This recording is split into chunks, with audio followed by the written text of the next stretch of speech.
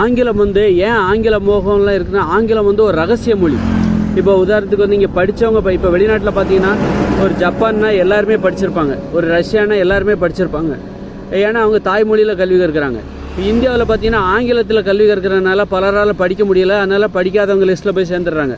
படித்தவங்க அந்த ஆங்கில மொழியை கஷ்டப்பட்டு படித்தவங்க கொஞ்சம் பேர் தான். அவங்க படித்தவங்களாகிடுறாங்க. ஆங்கில மொழியால் கற்க முடியாதவங்க, கல்வி கற்க முடியாதவங்க படிக்காதவங்க லிஸ்ட்டில் சேர்ந்துடுறாங்க. அப்படி இருக்கும்போது என்ன பண்ணுவாங்கனாக்கா, மேன்மையான விஷயங்களை படித்தவங்க தெரிஞ்சுக்கிறாங்க.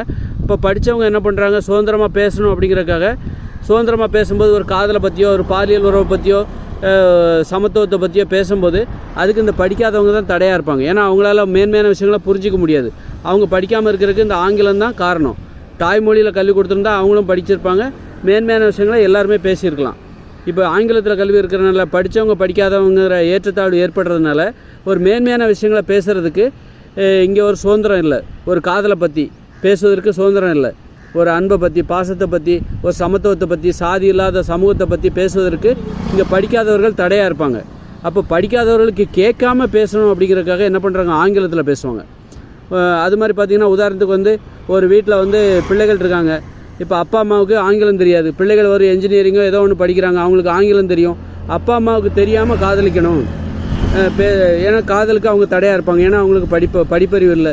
அதனால் அப்பா அம்மாவுக்கு தெரியாமல் காதலிக்கணும் அப்படிங்கிறதுக்காக என்ன பண்ணுவாங்க, ஆங்கிலத்தில் பேசுவாங்க.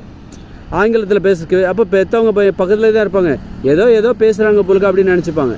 இந்த மாதிரி ஒரு ரகசியமாக பேசிக்கொள்வதற்கு இந்த ஆங்கிலம் வந்து ஒரு காரணமாக, ஆங்கிலம் வந்து உதவியாக இருக்குது. காரணம் ஏன் ரகசியமாக ஏன் பேச வேண்டிய அவசியம்?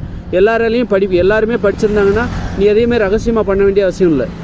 எல்லாருமே படித்தவங்களாக இருந்திருந்தாங்கன்னா ஒன்று புரிஞ்சுப்பாங்க, மேன்மையான விஷயங்களை, காதலை புரிஞ்சிருப்பாங்க. ஒரு மதம் இல்லாத, சாதி இல்லாத சமூகம் வேண்டும் என அவர்கள் புரிந்திருப்பார்கள்.